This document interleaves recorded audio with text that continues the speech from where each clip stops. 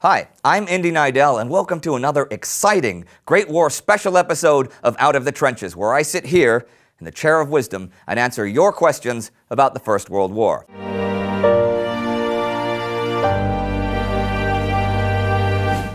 Ofer Inbar writes, why is Germany faring dramatically better against Russia now in summer 1915 than they did on the Eastern Front in the early months of the war? Same armies, right?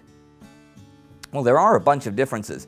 When Mackensen, German General Mackensen, was building up his forces for the big offensive that started in May, the Russians didn't make plans for it, even though intelligence had told Russian high command that a lot of German troops were assembling. So when it kicked off on May the 1st, Russia was caught napping, and the size of Mackensen's forces just tore through the smaller Russian defenses. But even when Russia brought up reinforcements, the big difference there was the enormous amount of heavy artillery the Germans had, which the Russians could, at that point, neither match nor withstand. By September, though, Russian shell production was like 1 million a month, so the future wasn't totally bleak, even though the Germans did have a major advantage in equipment in general at this time.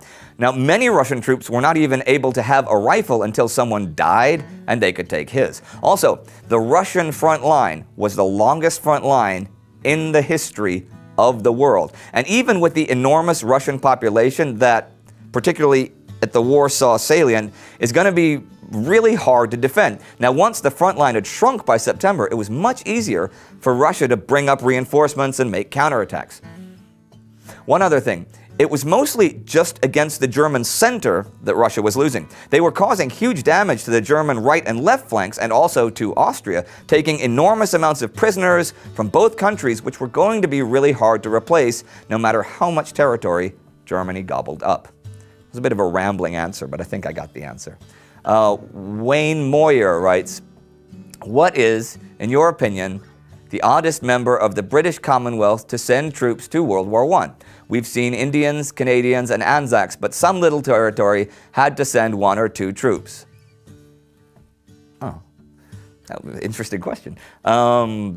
Maybe Norfolk Island or Pitcairn Island? Pitcairn Island was famous from Mutiny on the Bounty, but Norfolk troops who volunteered, I know that they served as Anzacs. I'm not sure about Pitcairn troops. If any of you actually know if they supplied any troops and in what units they fought, please let me know. One Bad Terran, right? Oh, One Bad Terran, oh, Earthling, okay, writes, did aircraft attack the trenches with bombs or guns? Bombs, guns, bricks, stones, anything they had. Initially, pistols and bricks, basically. But of course, as aircraft developed throughout the war, after a few years, it was a lot safer to fly high and bomb, though raking a trench with a machine gun fire, during a dive from high above, could also be quite effective. Eden Blecher writes, here's a question that has been grinding my gears. World War I pilots went to combat in formations. After the combat ended, how did they find their flight lead and the way back home? I mean, they didn't have any radio or GPS back then. Perhaps a map and compass. In the early days of the war, there were many instances of pilots following railway lines, coming to a town and then flying low to read the signs on the railway station just to see, where they were. Zeppelins got lost in the fog. A map and compass might be your best friend. And, well, landing and asking directions from the locals was not out of the question. But following waterways and railways was your best bet if you were lost and were flying solo, assuming you'd been knocked off your flight plan in a fight or something like that. But it wasn't easy, and pilots got lost all the time. Daryl Bibby writes, hello Indy, love the show. Thank you, Daryl Bibby. Were there any African-American airmen during World War I? You should look up Eugene Bullard. Actually, there's books about him, but here's a brief little background. He was American, but he stowed away on a ship to Scotland as a teenager, and he made his way down to Paris, where he was, I think, a boxer.